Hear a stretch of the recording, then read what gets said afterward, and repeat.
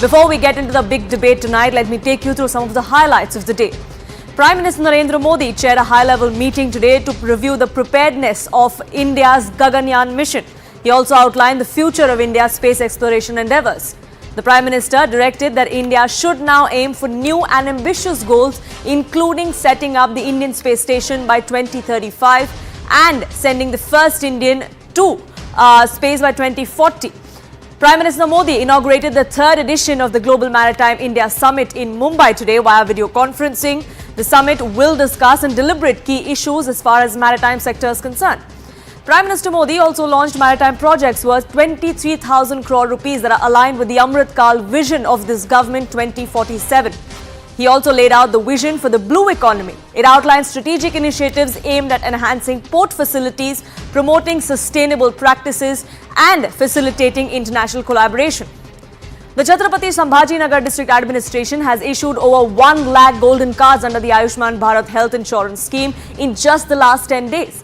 The district administration reveals that they have achieved the 50% target now. The target set is 5.7 lakh beneficiaries, out of which 2.35 have already been handed over these cards. Now, let's take you through the big diplomacy debate here on The Right Stand.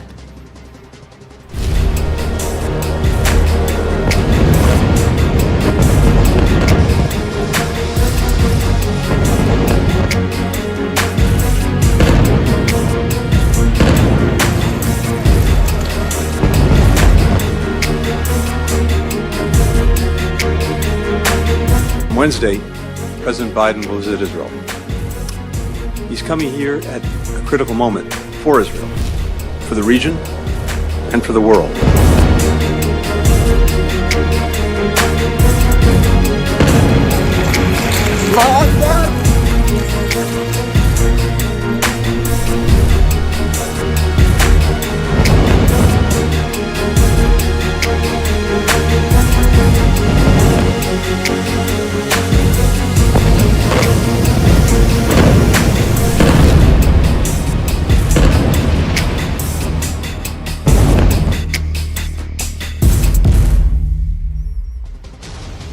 Now, in Israel's war against Hamas and terror, we've seen many turning points in the last 10 days. Today is 11th day of the conflict. Some of them on the battlefield, while some others took place in the wings. Geopolitical moves were made in the background, but they too are equally important in the bigger scheme of things. The goal at the moment is to end the war, to limit the casualties and to counter losses. But as far as the long-term goal is concerned and the bigger picture is concerned, is what many countries seem to now be eyeing. And that really is the geopolitical shift. And that's what we're going to be talking about, and that's what we're going to be focusing on as far as tonight's Right Stand is concerned. World leaders are making a beeline to the conflict zone, stressing on their support for Israel. Anthony Blinken returned to Israel to take stock. Secretary of Defense of the United States, Lloyd Austin, was in Tel Aviv not too long ago, and tomorrow the US President himself is going to be there. On the other side, you have a new coalition that seems to be taking shape, or let me put it this way, an old coalition that is opening up a new front. Russian President Vladimir Putin flew to Beijing this morning to meet his strongest, most crucial ally, as he says, the Chinese President Xi Jinping. Bonded by a no-limits partnership that they signed just last year, both leaders are hoping to make most of the war in West Asia. Perhaps that's why, despite years of favorable foreign policy towards Israel, now we see both Beijing and Moscow openly be hostile to Israel. Before we get into the geopolitical ramifications, let me first get you a sense of what really the war looks like today. Today is day 11, and here's what the status of the conflict is. The war rages. Israel is bombarding the northern Gaza Strip. 6 top Hamas operatives have already been killed in the strike. Just a few hours ago, in fact, we also gathered that the commander of the Central Brigade of Hamas was also killed in an Israeli airstrike. The airstrikes are targeting Hezbollah targets on the Lebanon border as well. So it's both fronts really that the war is currently on, both the southern and the northern border. As far as Hamas is concerned, nearly 200 have been held captive in Gaza, is what the Israeli Air Defense Forces have been confirming to us. But that's not all, because the human impact of this is really large. We've seen people being displaced, we've seen loss of lives and casualties that are only going up with each passing day. In Israel, over 1,400 people have been killed, over 3,500 are injured. As far as Gaza Strip is concerned, over 2,800 have been killed, over 10,000 have been wounded. Many have been evacuated, but unfortunately some not in time. As far as West Bank is concerned, 57 have been killed at last count, over 1,200 have been injured. So how is the world stacked up as far as this conflict goes? It's the West, the US and its allies versus the Russia-China-Iran axis, and both sides are making their stance very clear. Not just with public statements, but also with public appearances. Joe Biden prepares to land in Tel Aviv. China, at the same time, rolled out the red carpet this morning to the Russian President Vladimir Putin, who's there to attend the BRI summit, but Israel, of course, features prominently. While the US bolsters Israel's defense with military aid, Putin has warned Benjamin Netanyahu against any further escalation, going on to say that Putin is ready to play the mediator and to end this crisis. How that offer goes, we'll have to wait and watch. But let's take a look at how the West is standing by, and France is one of those countries that has been very, very vocal as far as its support to Israel is concerned. Reports suggest French President Emmanuel Macron could be flying to Israel soon to show solidarity. On the other side, you have Xi Jinping and his administration that is conspicuous by its silence as far as Hamas is concerned. In fact, the special envoy of China to the Middle East is going to be in the region this week. He is going to be not just in the Middle East, he's going to be talking of a lot of issues as far as China and its ambitions in West Asia are concerned. Now, Israel is preparing for a complete onslaught on Gaza. The ground offensive is being prepared. German Chancellor Olaf Scholz, in fact, has set foot in Tel Aviv just a few minutes ago. On the other side, in the wake of this ground offensive, Iran has shot off a warning to Israel. While Olaf Scholz maintained that it's important for him to address the practical questions and prevent an escalation in Europe, Iran has come out and slammed Israel for its crimes against Palestinians that reside in Gaza. There is a lot at stake, though, as far as both Xi Jinping and Vladimir Putin go. Both of them are, unfortunately, by their own mistakes, hobbled in their own crisis. Many of which we now believe is why they are sensing an opportunity in this conflict that comes in from West Asia. The renewed American focus on the Israel-Hamas conflict is seen as a blessing by many. That's what analysts believe, that as far as China and Russia are concerned, they sense an opportunity. Why? Because America is being hard-pressed on multiple fronts. It opens the door for this axis, for this anti-West coalition to shape the narrative. Putin and Xi meet at the same time as US President Joe Biden, like I mentioned, is traveling to Israel. The Beijing meeting is expected to emphasize their shared vision for a new world order which no longer is dominated by the United States or its allies. Both Beijing and Moscow have criticized Israel's action and called for a ceasefire. It comes as no surprise that in the first response to this conflict, Vladimir Putin in fact came out and blamed the United States and its failure of its West Asia policy. That's the kind of narrative that both the countries want to shape. Now, it's been almost 2 years since the Ukraine war. Putin is feeling the heat even now as far as sanctions are concerned. I mean, his travel is extremely limited.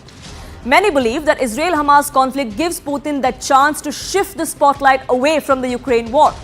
He's also looking for support for the conflict which he finds in China.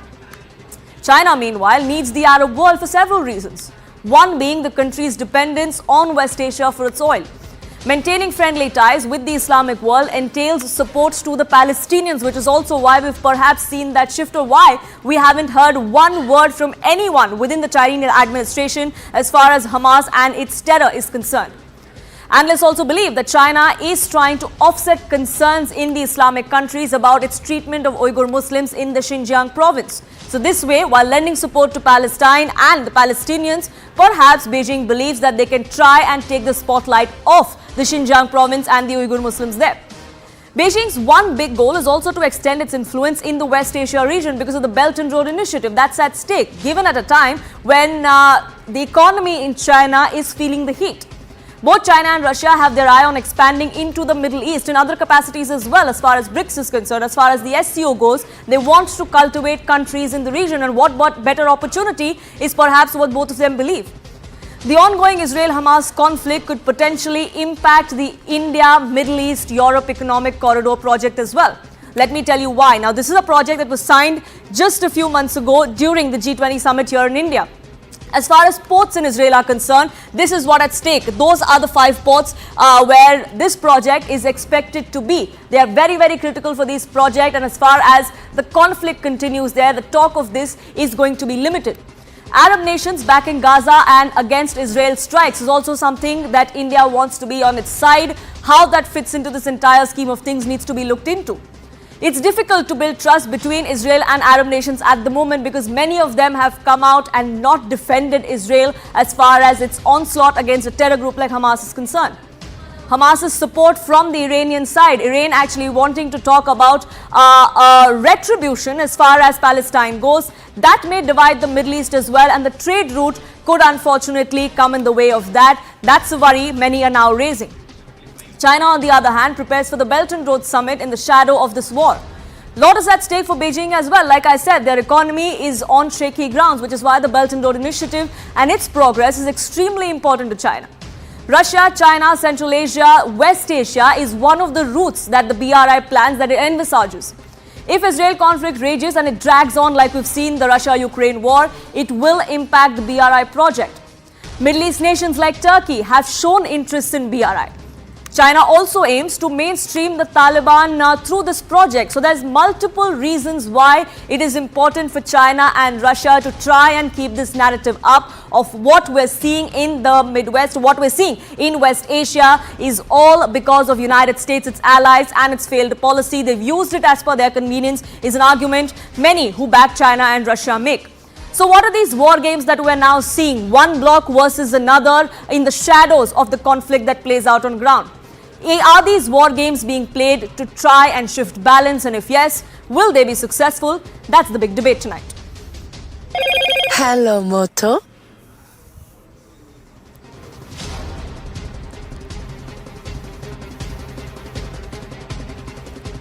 Let me open this up to the panelists that join us here on this debate. Sushant Sareen, Senior Fellow of the ORF, joins us on this broadcast. Adam Scott Bellos, CEO of the Israel Innovation Fund. Benares, Editor-in-Chief of BNE and former Moscow Bureau Chief, also joins us here on this broadcast. Peter Kuznick, Director of Nuclear Studies Institute, American University, also joins us here on this broadcast. Gentlemen, thank you so much for joining us here on this broadcast with your perspective. I want to begin by asking Benares. We've seen Vladimir Putin this morning land in China. We've seen the kind of relationship that the two of them share. It's a no-limits partnership, as they've put it not too long ago. Are they sensing an opportunity for their own good as far as the Israel-Hamas war is concerned?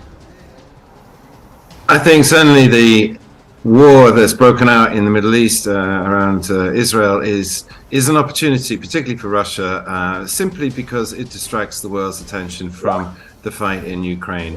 And in recent months, we've seen that some Ukrainian fatigue building up here. The war's been dragging on for nearly 2 years now, and the Ukrainians are under pressure. They're running out of ammo, they're running out of money. There was a problem trying to get the last funding package through Congress, and so that got frozen. And so they're under a lot of pressure. And Zelensky's strategy has been to keep his war on the front page. And he's done that very successfully. He's emerged something as a hero, as an iconic figure, a wartime resistor. But that's stopped now. It's the focus switches to the Middle East. And that's going to be a big problem. And I think Putin, he doesn't have to do much here.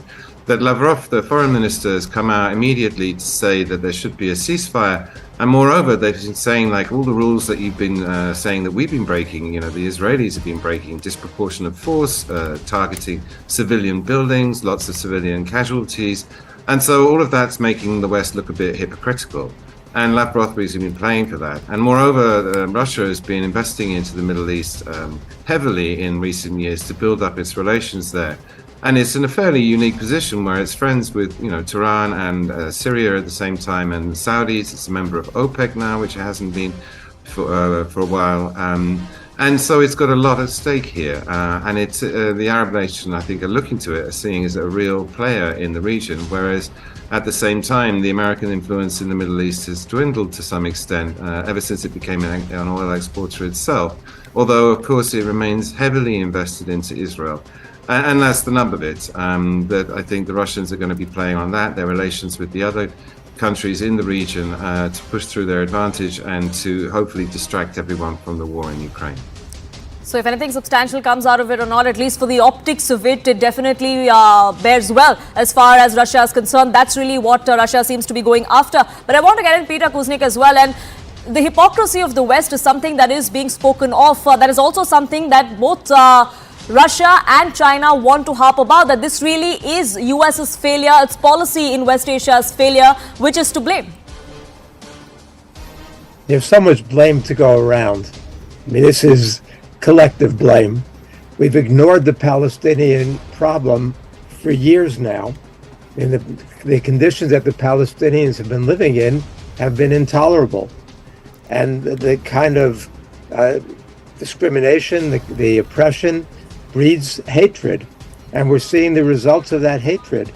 The United States has not put pressure on Israel to resolve the Palestinian problem. We're further away from a two-state solution now than we've been in years. And the Netanyahu government has encouraged the settlers in the West Bank. And part of the failure of security was his shifting the troops away from the Gaza border to the West Bank in order to protect those settlers.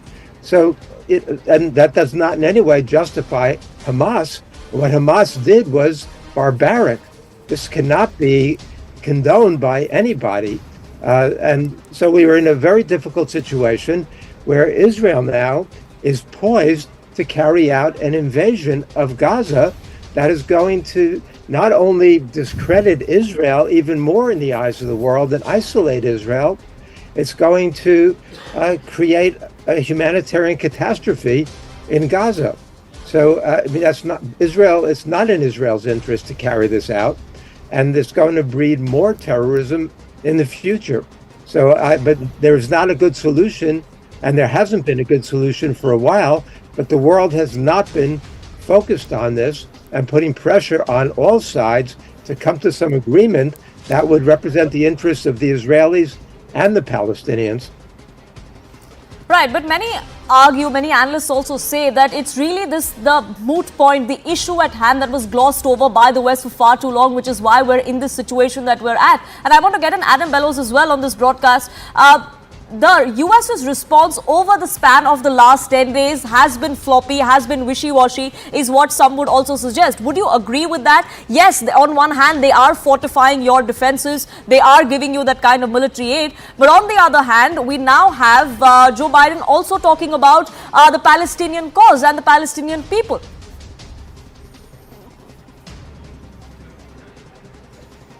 Adam Scott Bellos? I believe you've muted yourself, sir. If you could just go ahead. I'm so sorry. Yes. I really enjoyed the left-wing talking points and throwing the majority of the start of this conflict on Israel. But we'll go back to that in a second. We can handle the American foreign policy.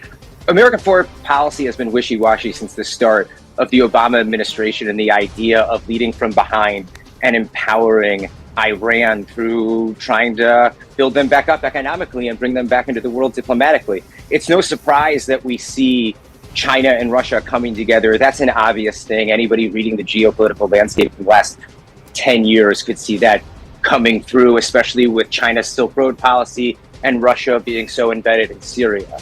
But the most important thing right now is the American stance and NATO's response and the countries that are involved in the Abraham Accords, which is basically the new NATO of the Middle East. So let's just be completely honest here.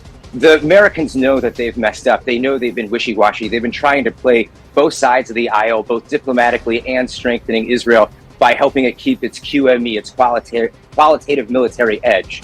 It's very important for us to understand that this new axis of evil, China, Russia, and Iran, are the three greatest human rights violators of the 21st century. So when we're talking about who this war is against, in terms of the sides, you're looking at Europe, America, and the Abraham Accords countries. So I don't really see how nitpicking things of the past, and not only that, the failed foreign policy of trying to create a two-state solution and forcing a Western version of peacemaking in the Middle East gets us anywhere. It's been very clear that the only way to make peace in the Middle East is through strength, and it is from Israel having the qualitative military edge that it is allowed to build over the last 75 years because of its relationships with the Western world, that it's been able to at least defend itself as well as it has been and develop things like the Iron Dome. So, to be honest, if you look at what is going on with China right now and Russia, it is a complete response to try to discredit American and Western efforts to create legitimate peace. Look at what China and Russia are saying right now. They're talking about a two-state solution constantly, but everybody knows that China and Russia would never conduct any type of peace treaties on their own territory like that. They would never agree to split anything because everybody knows that that's not actually how you make peace. You have to make peace with your enemies. You don't make peace with your friends. I truly do think it's a huge disappointment for us to be trying to explain Palestinian frustration as a result of the barbary that we've seen 11 days ago. The majority of the Palestinian people want to have peace with Israel. They want to be able to put food on the table. So I really do think that, let's just be honest, the new axis of evil, just like World War II, is being formed. It's with the three greatest human rights violators of the last century, if not before. And the reality is what the reality is. It doesn't take that much to understand this, in my opinion. It's very clear. And Sushant Sareen, like Mr. Bellos, many would also suggest that it's hypocritical that China and Russia, of all the countries, want to play the peacemaker as far as this is concerned. We have both those leaders coming out and try and make an offer of negotiating peace. We had a similar offer come to the fore from the Chinese side and from Xi Jinping during the Ukraine-Russia war. And we've seen where that has gone and what has come out of it. So Poonam, I don't want to be cynical. I know I'll sound cynical, but this is realism. All foreign policy is hypocritical. And I think the Russians and Chinese are doing the right thing. The problem is that the West has forgotten that foreign policy is based on hypocrisy. You might be espousing a higher ideal, but then you have to deal with the world as it is. And has the West started dealing with the world as it is? Quite to the contrary. When they were dealing with the world, the way the world was, the West was the undisputed leader. Today, who takes the West seriously, really? Let's come down to it. Yeah, it's probably still the most powerful entity, but who takes it so seriously anymore? Somebody was just saying that put pressure on all sides. Which side? Which is the protagonist out here? One is the state of Israel, which is literally fighting for its survival. The other is Hamas. You think you can put pressure on Hamas? That's like saying put pressure on Al-Qaeda or put pressure on ISIS. There is no, that's a death cult you are dealing with. Put pressure on Hezbollah. Best of luck with that. You can't do that, right? Two-state solution. It's been debated. It's been tried. And all the fault a lot of fault does lie with Israel, but a lot of fault also lies with the Palestinian negotiators. When they were getting deals, they wanted much more than what was on the table, and what was on the table, they could have gone with it and then maybe, moved ahead and sought something more. That would have reassured Israel. It would have probably brought in a greater amount of peace out there. Then you have the problem with when American foreign policy is based not on realism but on virtue signaling. They literally ignored the Middle East. They thought Middle East was no longer important because the great big challenge was now going to be China. Then they got involved in a needless war in Ukraine because they pushed the Russians. And I know a lot of people will push back against me, but you unnecessarily provoked the Russians. You created situation where the Russians did what they did in Ukraine, and I'm certainly not a defender of the Russians and what they did, but that's the way it happened. They moved in out there and you were constantly needling them needlessly when you knew that your big challenge was from China. But on China, you had starry-eyed notions that, they will ultimately become a country like us. I don't know where that thinking was coming from, but that is what the thinking was until they got a rude awakening. Now they are saying that we want to fight against China and it's going to be a global competition because, like it or not, China is a global power. And what you did was that a very critical area of geopolitics, which is the Middle East, you took your eyes off the ball. Maybe MBS did what he did. Did you need to go after him the way you went after him? Middle East is a nasty place, right? You have to learn to deal with things. Sure. You went after him. You've ruined your relationship with Saudi Arabia. You ruined your relationship with Saudi Arabia also when you started reaching out to Iran without giving the necessary guarantees to Saudi Arabia. The Chinese saw a vacuum of sorts developing and they started moving in. They've become a player in the Middle East. The Russians moved in when all hell broke loose in Syria. They have become, their global footprint has extended to the Middle East much more than what it was in the past. So I think to some extent it is it's a combination of bad policies, it's a combination of virtue signaling, and then it's a combination of how the West is handling problems on its own streets. Now the Western governments, for example, might say whatever they are saying, and I think they're right when they support Israel, its right to survival, and they are unequivocal in condemning what has happened in Israel, right? Yes. And to some extent Israel is justified, because how else do you clean this up? You can't say that, look, there is going to be casualty. Of course there will be, but what is the choice before Israel? That you let Hamas stay intact? No, that's not a choice before them. But there are no good choices for them. But the problem is that the governments might say what they will, but they have a problem on their own streets. Their own universities have gone so woke that they're actually using the Palestine, the support for Palestine on a two-state solution, to actually, in a sense, justify what Hamas did. And this is happening on streets of Western countries, and there is nothing they can do about it. So I wonder whether the West really has got its act together. I don't know. I'm kind of skeptical about how they're going to be able to manage this.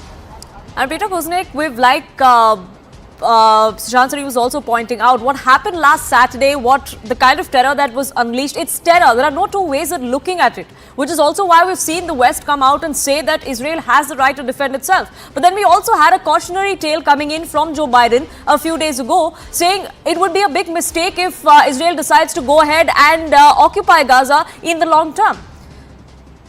So there's a lot of missteps perhaps in the past that are leading to changes in the kind of stance the United States is taking. But is this sending a mixed signal, something that perhaps would set the stage for a bigger crisis in the future? As a historian, we have to understand these things in context. And clearly there are mixed signals here. Because on the one hand, there's the right to self-defense, and there were 1,400 Israelis were murdered callously, brutally by Hamas. But then we saw, for example, with the U.S. response to 9/11, the U.S. lashed out in anger and outrage and moral indignation, but it lashed out stupidly. It was not in the U.S. interest or the world's interest. And the U.S. diminished its stature, its influence, and created a situation in which hundreds of thousands, perhaps more than a million people were killed and achieved next to nothing in the process. I don't want to see Israel make the same kind of mistake right now. Sure. And I think it's that ridiculous.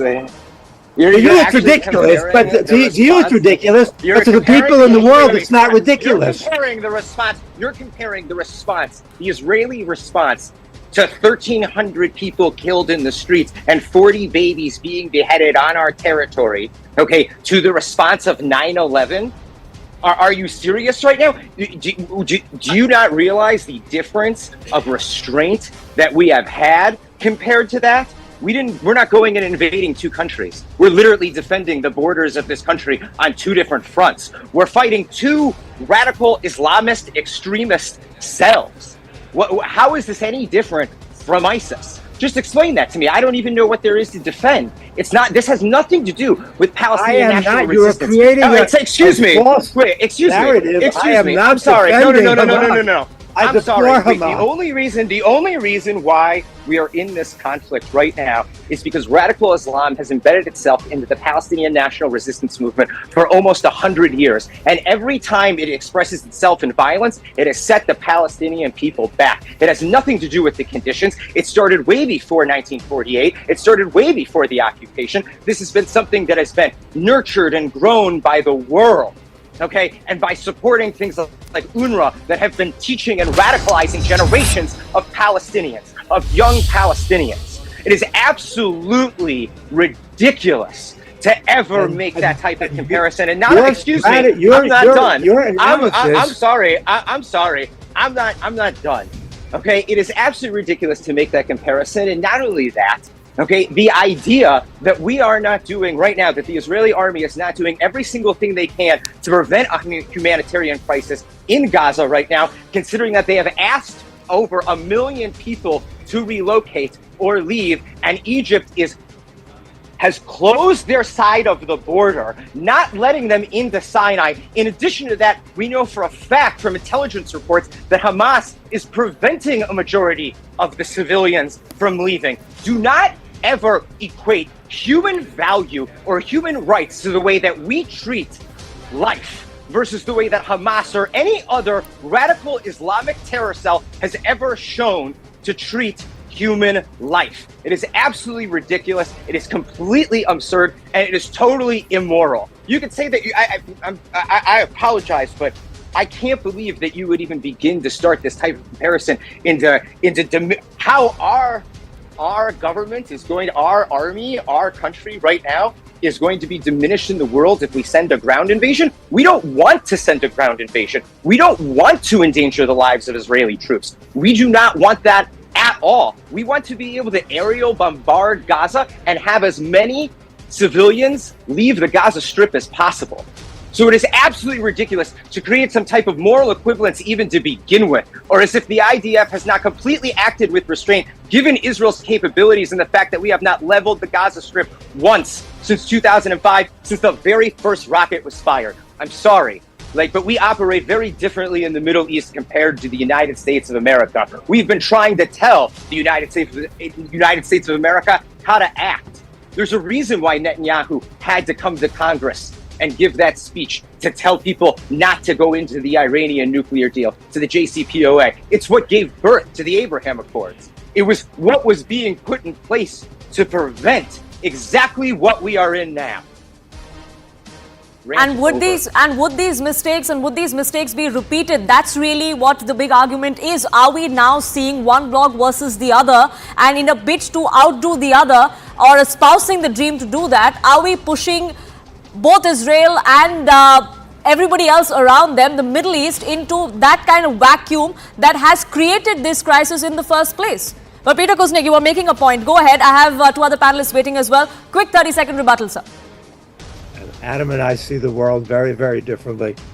And I think that what Israel's doing is a mistake for Israel, a mistake for the Palestinians, and it's going to pay a big price. I don't want to see that happen. I want to see this resolved peacefully if it's at all possible. I hate Hamas. I want to see Hamas eliminated from the leadership there. They're not in the interests of the Palestinian people, certainly not in the interests of Gaza. But I think what Israel is on the doorstep of doing now is not in the interests of anybody. And Adam says they're being so careful with the bombing. That's not the way the world sees it. Sure. The world sees it as a humanitarian crisis already. Sure. But not only that, they've dropped more bombs. The Israelis have dropped more bombs in 10 days than the U.S. did on Afghanistan in the height of the bombing in Afghanistan. And they've been already 3,000 civilians dead there. Babies dead there. So I'm not sure if that's the right comparison to make, and let's not really derail what we're talking about here. But as far as the Western policy is concerned and Israel's right to defend is concerned, the West has unequivocally come out and defended that. But I want to get in Ben Harris and Sushant Sareen as well before I wrap this up. Ben Harris, I want to ask you this. Russia now espouses, along with China and all its other friends and allies, to try and shift the narrative of how this is a failure of the US and its allies. Is that dream, is that vision easier said than done? Putin has been working very hard to sell what he sees as a multipolar world as opposed to the unipolar, whereby that's led by the Americans.